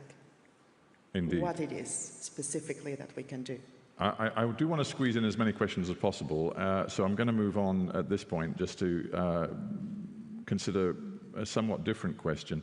This questioner asks, how should participating states, OSCE member states of course, engage with human rights defenders globally? Which I do find an interesting question because, you know, right now we are so very well aware of a massive humanitarian, human rights, international law challenge within the Israel-Palestinian conflict in Gaza, and it's on everybody's minds around the world, whether you're an OSCE member state or not. Stephen Doughty, what do you think the OSCE's role, if any, is in that sort of challenge to international human rights? I mean, I think fundamentally it creates conditions for us to be able to gather evidence, for us to be able to listen to testimony, for us to be able to understand what is happening. And obviously, we understand how that is going to take place under the Moscow mechanism, again, in relation to Russia's actions against Ukraine. But I think more broadly, you know, I've had the pleasure of working alongside human rights defenders in my career before entering Parliament, and I take a keen interest in that very direct testimony, that very, very clear evidence that often they provide, and often sometimes the world isn't hearing. I mean, you only have to look outside of Europe to what's happening in Sudan at the moment, or what's happening in many other contexts around the world, where it's absolutely crucial that the voice of those who are being affected, particularly, for example, women and girls who are victims of sexual violence or others, that those voices are heard, that we're able to gather evidence, and that we're able to allow the relevant bodies, whether that's the ICC or the ICJ, or you know, discussions in the UN Human Rights Council, to be able to take action and to be able to come to conclusions on that. But certainly I can say in my role as a minister in the UK, I am regularly meeting with and regularly listening to groups, often discreetly, often in private, but whose testimony is absolutely crucial to understanding the situation in any one of the contexts that we face globally. And I think the OSCE has a particularly important role when looking at, for example, the rights of minorities within Europe, whether it's the freedom of journalists, and whether it's going back to those fundamental principles in the Helsinki Final Act around equalities, around respect, around the basic principles of human rights that are under threat in many locations and many different contexts. But I suppose, to put it bluntly, is it the role of the OSCE primarily, you know, to ensure its own house is in order, or should the OSCE be outward-looking, internationally focused as well when it comes to, you know, defending human rights and human rights defenders around the globe? Well, I think the OSCE can set an example in other contexts. Fundamentally, it has to remain focused on our area and what's going on in the members, and crucially that we're all holding each other to account and speaking truth about what is happening. And that's why it's so crucial that we speak that truth about what's happening, whether that's in Ukraine or indeed in, you know, currently in Georgia, for example, and where we're seeing a complete rollback of civic freedoms and repression. And we've spoken out very clearly on that as the UK. Yeah.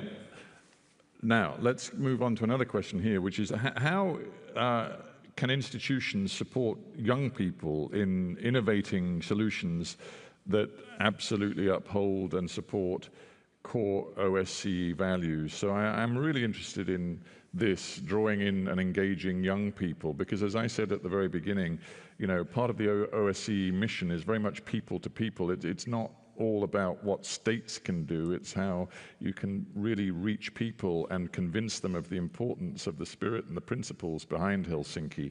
So actually, let's go to Mongolia, if you don't mind, Minister. How do you engage young Mongolians with, you know, the spirit and the principles behind Helsinki? Yeah, you know, Mongolian youth are very active and very Western-oriented.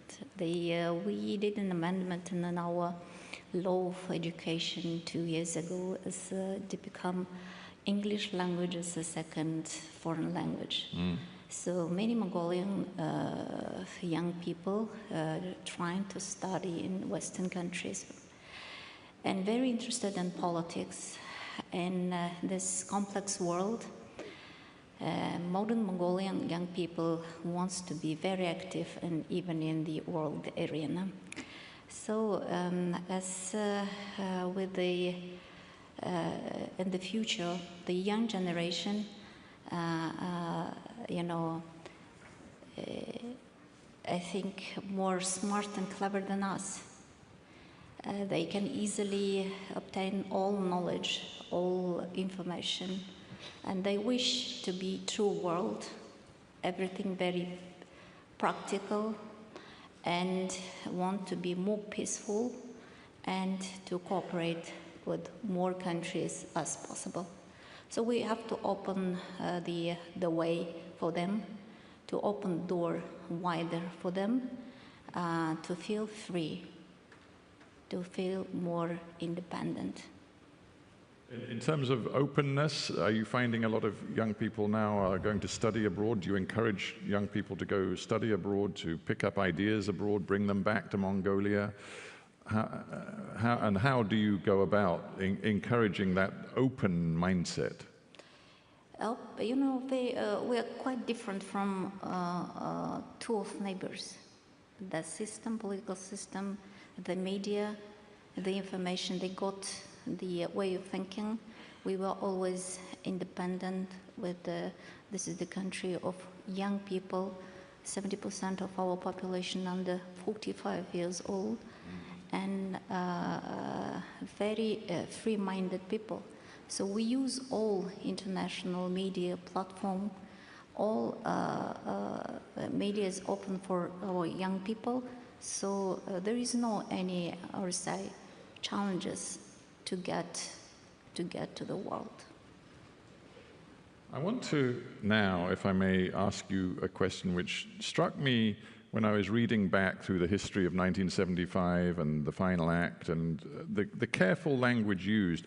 The messaging around the Helsinki Final Act was very much about freedom rather than democracy, because of course, you know, the whole point was to build bridges across the Iron Curtain to states under the Soviet system, which were patently not democratic in any way that we in the West would have ever recognized. But, you know, the point was not to make a big deal of that. It was to stress individual freedoms, rights, rather than bang on about democracy. I wonder how, panel, you feel about that today. How important is democracy itself? Minister Smiha, if you may get your thoughts on that. I mean, you in Ukraine, you have built... We had three revolutions. Revolution of dignity, Orange Revolution, to protect values of democracy.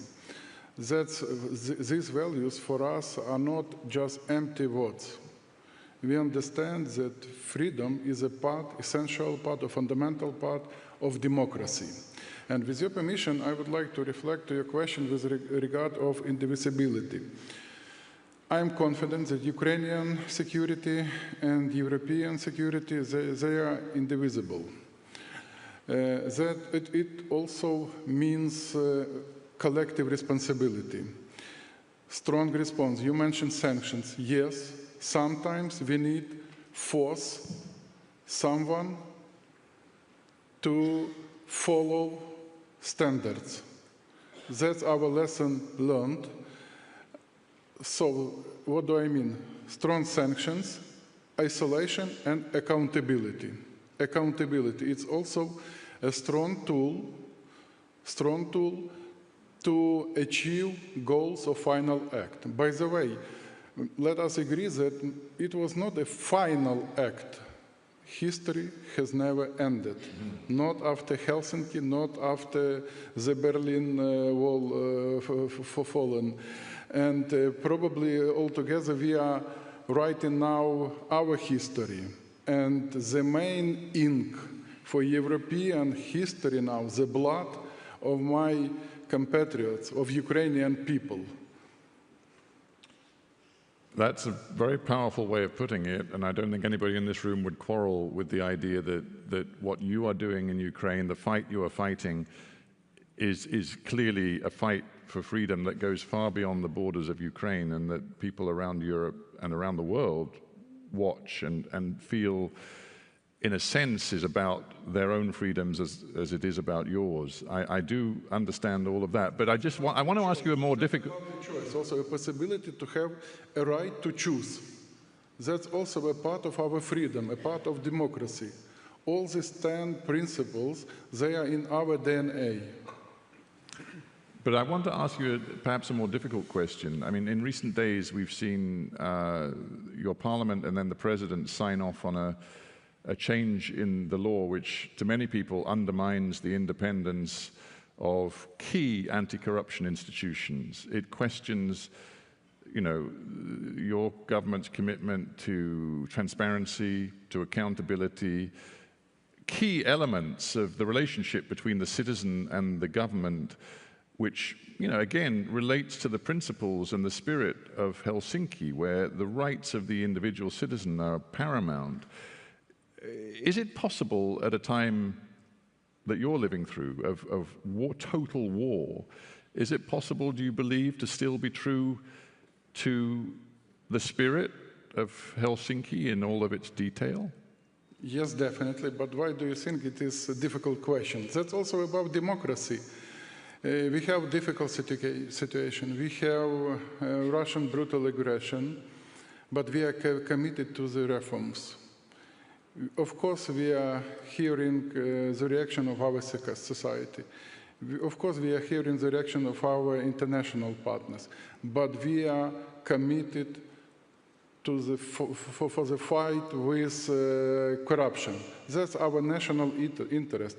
And because of security concerns, because of necessity to keep balance, I mean security concerns, fight with the corruption, influence of Russia on some bodies, this bill was initiated, and by the way, we expect that this bill will be approved today in our parliament. So that's a part of the democratic process. We are short of time. We've only got 5 or 6 minutes left, and a couple of questions prompt me to ask all of you on the panel, you know, in perhaps the last phase of this discussion, to think about the future and how the OSCE needs to sort of evolve to combat and to meet the challenges that aren't necessarily all about security in the traditional sense, but raise new collective challenges. One question is this: the climate crisis is a big security risk. Should OSCE be doing more, like the OSCE and other security organizations, do more to tackle it? And I'm going to actually look at the next question as well, because it's related. How can the OSCE strengthen resilience while upholding transparency, as we've just discussed, civil liberties and public trust, in an era of disinformation and hybrid threats? So you've got a climate challenge, you've got a challenge that comes with, you know, all of the information technologies we've got, which includes, you know, capacities for cyber threats, for artificial intelligence to present disinformation challenges. How is the OSCE going to evolve to meaningfully play a role in meeting these collective challenges? I'm going to have all of you think about this, starting with you, Minister Valtonen. Yeah, well, thank you. Obviously, environmental security is a significant part of comprehensive security and the resilience of societies. But to keep it short, and the OSCE is actually doing a lot in this regard, and also what comes to tackling hybrid threats, which increasingly are targeting, for instance, elections around Europe. So the OSCE is doing as much as it only can. But also we need to understand that the OSCE is constrained also by a budget and money. We live in a world which has to prioritize. We haven't had a budget approved since 21, right? So we have to balance different expectations against the realism of what we really can do. Which sort of brings us back to whether the OSCE is in crisis, but I've asked you that already and you dealt with that, so we won't go back into that. But I guess what it points to is that when key members of the OSCE, whether it be Russia or indeed the United States, thinking about the US in particular in relation to climate change, when they have a particularly strong take, which isn't necessarily the take that many of the membership has, again, you've got a profound problem in developing a coherent message. Mm-hmm. And exactly for that reason, I think, well, two paths to think about this. Well, first of all, the OSCE is a consensus-based organization. So essentially the reason that we are in a crisis, you might say, is that because those organizations work at the moment, consensus-based organizations, when there's so little international consensus? Barely, but the OSCE does work and still is able to carry out important work. And precisely also for this reason, well, we are, Secretary General and the Secretariat is making all in its effort to have the budget approved. Plus, also we will today announce the Helsinki Plus 50 fund, which will aid in funding fundamental projects such as aiding Ukraine without consensus. And the second thing is also what we need to really think about today, since the world has changed, and in many ways for the better. Quite many tasks that the OSCE has done in the past 30 years is now being carried out by also other organizations. Say the European Union is, for instance, is extremely active also in countries in candidating towards the European Union, also observing elections and all sorts. So we need to focus and prioritize and carry out those tasks that only the OSCE can effectively take care of. Minister Sybiha, I'd just like your thoughts on the next phase of the OSCE's life and whether you see it as evolving to remain meaningful. My point of view, it is important to provide OSCE with the capacity to properly react in advance, to have the capacity to prevent something. I totally support Elina with an approach to change this consensus-based decision-making process.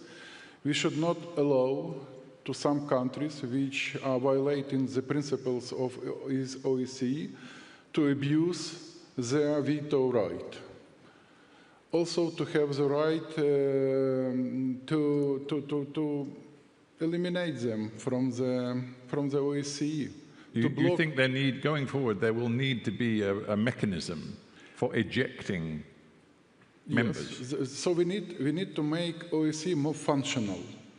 And we as a country, we have concrete 5 steps based on our also negative experience, how to make amendments and to make this organization more efficient. So we need reforms, we need structural changes. I suspect people will discuss that over lunch and far beyond. Thank you for that thought. Mr. Doughty, give us your thought on some of the new challenges and very briefly whether you see the OSCE as an organization capable of evolving and meeting new challenges. Absolutely, I do, and the organisation has evolved and developed over the last 50 years. But I mean, and obviously, climate change and the climate crisis and energy security are absolutely crucial to the UK. They're at the heart of our government's plan, and obviously there is an important interlinkage with security there. But on the second question, I think this is one of the most fundamental threats to democracy, to freedom, and to the very principles that are in the Decalogue. We don't need to change the 10. But we do need to think about how they're interpreted and how there are threats to them in that new, particularly the information, cyber and hybrid challenges. You could probably throw in the mass movement of peoples as well. Absolutely, and look, we've got a lot of different challenges to our security, and again, those are huge priorities for us. But the particular threats that we see in the hybrid attacks, when you look at what Russia is not just doing conventionally to Ukraine in a devastating way, but what it's doing to destabilise democracy, society across the OSCE area, whether it's in Moldova, whether it's in the Caucasus, whether it's in the Balkans. We need to understand what is happening, build up resilience in societies, and governments working together and understanding those threats. So, for example, the work that the OSCE does on election monitoring needs to obviously take account of those new threats and the ways in which quite blatant attempts are being made to undermine democratic processes in all of our societies, including, you know, in every part of the OSCE region. So we want to work very closely as the UK with countries to build up that resilience and to expose the threats and where they're coming from. Well, in terms of misinformation and the whole information landscape, Stephen, you've got an important role to play. I mean, you've got your own fight to fight at the moment because you've got to make sure that Radio Free Europe survives. But leave aside your own battles, the battle to maintain a sort of a free and trust-based information landscape. Do you think the OSCE has got a meaningful role to play in that? What I'd say is I think OSCE has a vested interest in seeing us survive. We are programming. You mean as Radio Free Europe? Radio Free Europe survival is, I think, is essential for anybody who's committed to democracy, freedom. We are operating in 23 different countries, 27 different languages. 19 of those countries are OSCE states. All the issues that are on there about the future, strengthening resiliency while upholding transparency, civil liberties, public trust, climate. One of our journalists is in prison in Azerbaijan, was thrown into prison 1 year ago, right before the big climate conference. He's an economist. This is how much of a threat nations like Azerbaijan and others feel about this. And in Ukraine, we're doing documentaries that are documenting the atrocities that are absolutely war crimes in many cases, but we're also keeping a very close watch on anti-corruption measures. It's the complete picture. And I actually think any healthy society needs a commitment to that. And so we need to win. Radio Free Europe, Radio Liberty needs to survive. Russia and China and Iran are already prematurely celebrating our demise.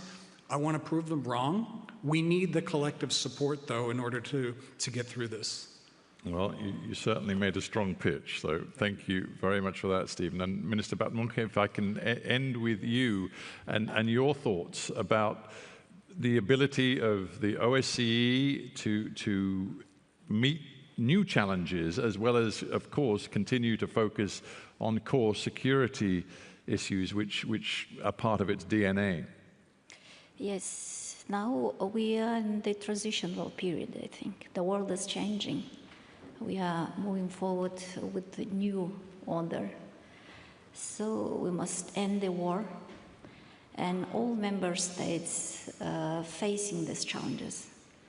I think especially the hybrid threats, that's our main challenge.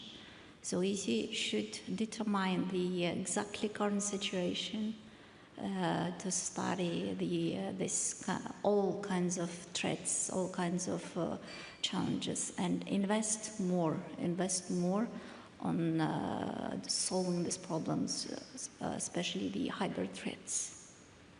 Thank you so much. Ladies and gentlemen, I was told that Finns are extraordinarily passionate about being punctual. And I'm deep into the red zone with the timer here, so forgive me for that, but I wanted, this discussion has been fascinating to me, and we've got different voices, different perspectives. I wanted everybody to have a fair shake. I must stop talking now because you guys all deserve lunch, but before you go, please give our panel the very warmest applause. Thank you so much, panel. And we'll remain here for a second. I think Mikko might want to come back just to tell you exactly about lunch arrangements. I don't know if Mikko is here, but if he doesn't want to come back, then I will simply tell you lunch is served, and we'll see you all this afternoon. Thank you very much indeed. Mikko, you are here. There you are. Yeah, okay. Well, thank you very much. Well done. Thank you. Let's give one round of applause for the great panel and great moderator. Thank you very much. Oh, Minister, thank you very much. Well, it's a pleasure to see you. I wish we would have more time to talk one-on-one. I invite you to the area right outside of this main hall where a buffet lunch will be served. I also encourage you to attend the side events that the civil society actors are organizing in the area. The program here in the main hall will continue at 1:45 p.m. sharp, and I encourage you to be back here 5 to 10 minutes in advance. Thank you, and enjoy the lunch.